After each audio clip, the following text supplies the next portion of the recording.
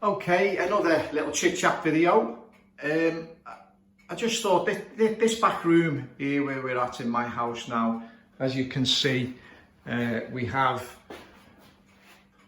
some grandfather clocks. Now, I'm gonna probably late this year or maybe early next year, I'm gonna sort of redecorate this room completely, and it's gonna be used as a sales room. As you can see, I have a few clocks. All the clocks you see on that table there are all actually mine. That clock there is a customer's. That clock on the wall, which is a lantern clock, is mine. The two clocks of interest which you may not have seen before are these two bracket clocks, striking bracket clocks. Now they pretty much got, pretty much a grandfather clock type movements in them. Now I'm going to do videos on them separately. There's no makers names on them, unfortunately. The clock here, what did he call that type of case? It's gone out of my mind for a second. That's actually, when I got that, it's got a nice engraved movement on that. No name, as I say, but it's also got, it was also come with a bit of paperwork, and it was actually bought, this paperwork here. It's got the guy's name on, so I can't show you it at the moment, but it was bought in Bonhams round in 2008, and he bid, his bid on it was £900, and then obviously he paid the percentages, and it came to £1,300 in total, probably with the VAT and everything else. But it's a really nice clock, works absolutely perfectly, but it just needs a it's going to get a good service. The movement really, do it justice, the movement to be cleaned up. Again, here's another bracket clock, quite nice. Few cracks on the top of the thing, and I was thinking of re-veneering that, but I don't think I will. I think I'll leave it as it is. Again, it's got quite a nice movement in it, but it does need a good service, and it does need cleaning up. I think you all remember me Vulamy, don't you? Well, me fake Vulamy rather, I assume. I mean, again, I'm getting a lot of people saying to me, this might not be, it might be this, might be that, might be the other, but I can't afford to sell something if I'm not certain. But as you can see, that's all cleaned up now, and it's quite nice, and it works quite well actually, runs very well really. The skeleton clock behind you there has a Victorian dome on it, but the clock itself was is it Malcolm Wild? It's one of his kit type clocks. Now my grandson actually built that. He was 16, he's now 18. When he was about 16, he built that. And it came originally with, I bought it at an auction in pieces in a kit form. I actually got another clock in the kit form as well with a Kainja movement in it. But yeah, he built that. We never had any instructions. He pretty much built that. I mean, I did give him some help, but I was very surprised how pretty much he took to it and got through it really. But yeah, that's in a Victorian glass dome. The dome that came with it was on like them plastic square things. Looks a bit like a fish tank. So obviously that's not for me. I'm not going to put one of my clocks in that. So yeah, so that was that. Bit low to get rid of that. I'll probably keep that because my grandson built it. So because I'm obviously it's got a little bit of sentimentality to me, so I pretty much fall in love with all my clocks really. So I always have trouble selling them, but I'm going to have to give me head a wobble on that one. Yeah, and as I say, we've got our French tortoise shell, or probably not real tortoise shell, but there you go, that's French, probably about 1905, something like that maybe. And then we have our, which you've seen before, our little, I hope you've seen it, I think we have, I'll go through my videos. I'm actually going to put my videos into sections at some point. I'm going to have like sort of grandfather clock, grandfather clock stuff, and that's the way I'll label it, grandfather clock stuff, bracket clock stuff, and I'll do it like that, clockmakers tools, and I'll start, I did start doing it, but I got sidetracked all the time. But I'm going to try to organise my YouTube channel and make it so that people don't have to sift through a lot of things to find things. They can go through the one thing, and they can pick a section out, and then they can concentrate on that. And I'll try and really do that if I can. again, for me, it's a timing problem always. As I say, I think you might have seen some of these grandfather clocks. That clock there is like a Gustav Becker double weight clock. It's coming from Manchester. It's going to get some restoration work. That's a sort of 1930s granddaughter clock. It's got Westminster chime, St Michael's, Whittington. I think it's actually a bit older, to be fair. I think it's a bit older than that. The movements I've seen, it's got a peerless movement, and I think I've said before. This, I don't think you have seen this before. This come to me. I bought this off an older fella. It was his brother passed on, and he gave me a call. He was actually wanted to give me the clock. He said, you know, you can just take it, but I gave him some money for it.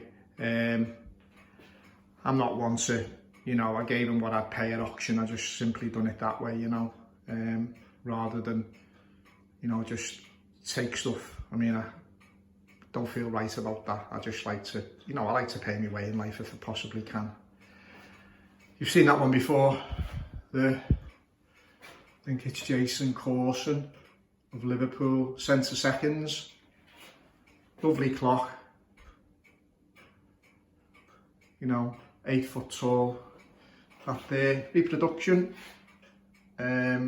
Pretty much the same movement in that as there is in that granddaughter clock. All these clocks obviously are in need of a good service and, you know, a bit of tidying up. That clock there is a George Monk, I think, or Monks. It might not be George, but of Prescott. Probably George III, maybe. George IV. Quite a nice clock, lovely case on it. It's in really good shape, really good shape. The seconds hand is missing, and the reason for that is as it goes through, it catches on some of the works inside, and so it stops. So I'm going to have to work out what I'm going to do with that to get a seconds hand on it, but everything else works nice. I think the dial has had a repaint in its time, but I've got to say the case is in good. The case is really nice. I mean, unless the whole thing has been you know, done, but you know, it really is. It really is in nice shape. I mean, the skirt has got a few cracks, and the actual legs are non-existent. They've been taken off. It was a little bit unstable, so what we do is we sort of have, you know, we do square blocks of wood about 4 inches, and we put them on each corner, and that sort of steadies them up, you know, and then we try to, you know, marry them in a little bit if we can. Because very often with grandfather clocks, I mean, a lot of them used to be in kitchen areas, and so they used to have quarry tiles, and so they'd swill the floors, and I've probably said all this before, repeating myself, but you know, you get what you get dry rot. I mean, if it's too wet, it becomes what they call dry rot. If it's too dry, it becomes wet, you know, that type of thing anyway. So you know, that used to happen to a lot of them. So a lot of them, you get the actual feet. Even that one there, the feet in that, there's a foot missing. I've got a piece of wood underneath it just holding it up a little bit. That bottom there on that is it's got a piece of, just the text come through them, it's got a piece of wood over the thing. I'm not really keen on that. I mean, to me, I mean, it's too late now for me to do anything with that really, but that wood is totally different to me. It's not particularly, but you know, what can you say? You say this is a nice heavyweight driven clock. I would imagine that was made more for the American market, due to it being like a visual thing. They were more into that type of thing than we were. Again on that, that's a 3-weight driven clock, that one. Obviously it chimes. It's got a really nice chime on that. It's very deep. It's got its 2 keys. I mean, it's in good shape. But yeah, the actual dial, I replaced the dial on that. The dial's from a very, very early 30-hour clock. Very early 30-hour clock. If you look at the dial on that,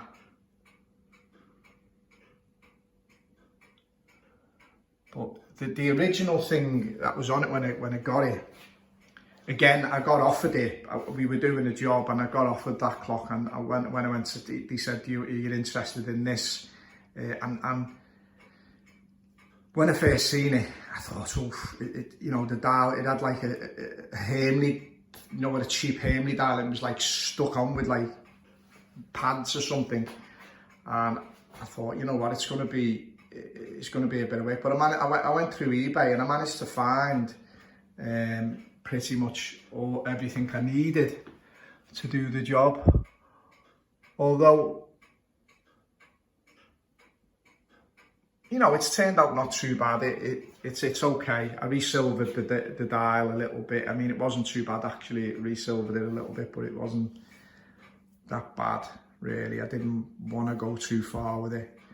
I like them to look, you know, I like an antique clock to look like an antique clock. I like it to, you know, to look its age, but be in good condition. If you know what I mean. I don't like them when they're overdone. If I go to see stuff in auction and it's really overdone, I'm very suspicious. I think there's too much being done. I mean, I think it's acceptable to sympathetically restore clocks, but I think going too far with them, I think it's a mistake. You know, as I say, the George Monk, I think if that's been done, it's been done well. I do know people who actually do a lot of restoration. I mean, serious restoration on antiques, and you know, they all say the same thing. You know, they try to, you know, keep it within period, if you like. They don't want it to go too far with it, because you know it looks wrong, doesn't it? I mean, you've got to. It's like watching a Father Ted video when he was doing the car, and he started off with a little dint, and then he started doing this. Next minute, the whole car looked like it'd been battered. I mean, I think once you start with a little thing, you've got to look at the whole thing and think, you know, what am I going to do here with this? How far do we need to go? If I do this, that's going to look wrong. If I do this, that'll look wrong. If I do this, that'll look wrong. I mean, you've got to literally, you know, think about it. Think about everything. Go from the top to the bottom and look at the whole clock and say, right, I'm going to, you know, that we'll replace them, and we'll do that, and we'll do that, and that'll look okay. And, you know, we'll age that, or we'll, you know, and it's things like that. You've got to do. So, and a lot of people, being honest with you, they like clocks, and you know, we have people, and you know, they won't let us restore some things. I mean, cigarette burns and stuff, they won't let us do it because it's the granddad, or they just won't let us do it. We you know, we have to be careful. We have to get them to sign some paperwork, and basically we go through the conversation with them, and we get them to sign the paperwork to say, yeah, that's what we agreed on. That's what we agreed on, because you know, and we're doing a big restoration. What we'll do is we'll take photographs and we'll email people through as we go through, and then before we start the job, we get them to send us an email just to say, yeah, okay, go ahead with what we agreed, because I'm just pretty careful. And I get that experience from my uncle, really, because he had 4 shops at one time, and he told me a few horror stories about when, you know, they've restored carriage clocks, and you know, and I had some experience in his later time with some antique dealer who started, he talked nonsense, really, to be honest with you.